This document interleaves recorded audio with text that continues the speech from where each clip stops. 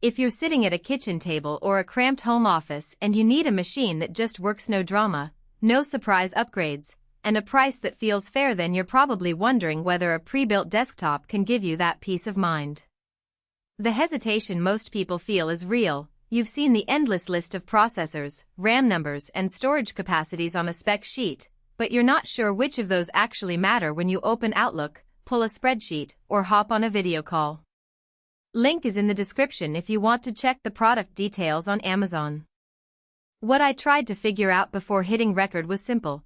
Does this HP Pavilion tower feel like a solid workhorse for everyday professional tasks?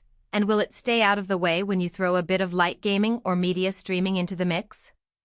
The 2026 edition packs an 8-core i7-11700F, 16 GB of DDR4 memory, and a 512 GB PCIe SSD, numbers that look impressive. But the real test is how fast you get from press power to I'm in the meeting, and how smoothly you can switch between a spreadsheet, a PDF, and a quick YouTube break.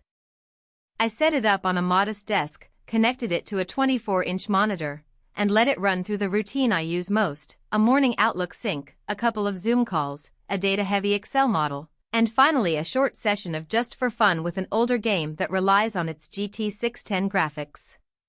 Boot time was the first thing I noticed. The SSD lives on a PCIe lane that feels noticeably quicker than a typical SATA drive. The system was ready to log in under 8 seconds, and opening Office apps was practically instantaneous. That matters when you have a tight schedule and can't afford to stare at a loading bar. The 16 GB of RAM also gave me confidence while juggling multiple browser tabs, a large Excel workbook, and a background antivirus scan. There was no noticeable slowdown, and Windows 11 Home didn't throw any low memory warnings. Now, the graphics card. The GT 610 is a legacy entry-level GPU, and it's not built for modern AAA titles, but it's more than enough for 1080p video playback, PowerPoint animations, and light gaming from a few years back. I tried streaming a 1080p YouTube video while a Zoom call ran in the background, and there was no jitter. If you plan to run the latest AAA games at high settings, you'll want to look elsewhere, but for business-oriented tasks and occasional media consumption, it's a hidden cost saver. No need to buy a separate card. Connectivity is another area where the Pavilion quietly earns points. Wi-Fi 6AX201 means you're ready for faster wireless speeds if your router supports it, and the built-in Bluetooth handles a headset and a mouse without lag.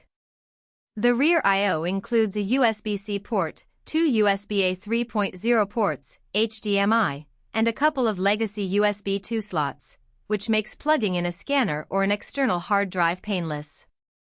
I didn't have to reach for an adapter to connect my 4K monitor because the HDMI output handled a crisp 19201080 picture with a clean edge, good enough for most office environments. One practical weakness I ran into was the tower's size and the noise level under load.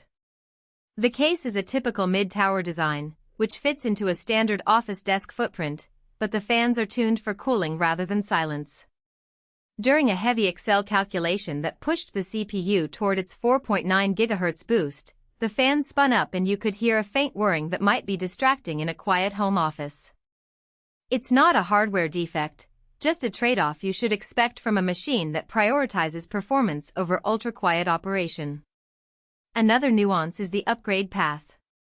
While the RAM is soldered onto the board in some laptops, this desktop gives you access to 2 DIMM slots, meaning you could double the memory to 32 GB if your workload grows. The SSD is a standard 2.5-inch drive, so swapping it for a larger model is straightforward. However, the power supply is a 300W unit that's adequate for the current configuration but leaves little headroom if you ever want to replace the GT 610 with a more powerful graphics card. In that scenario, you'd need to budget for a new PSU as well. So, who should consider this HP Pavilion? If you're a freelancer, remote employee, or small business owner who needs a reliable, ready-to-go computer for email, cloud apps, office suites, and occasional media playback, this model hits a sweet spot. Its fast SSD and ample RAM keep daily tasks smooth, while the Wi-Fi 6 and USB-C give you modern connectivity without extra dongles. It also appeals to students or hobbyists who want a decent baseline for light gaming or video editing without splurging on a high-end GPU. Who might skip it?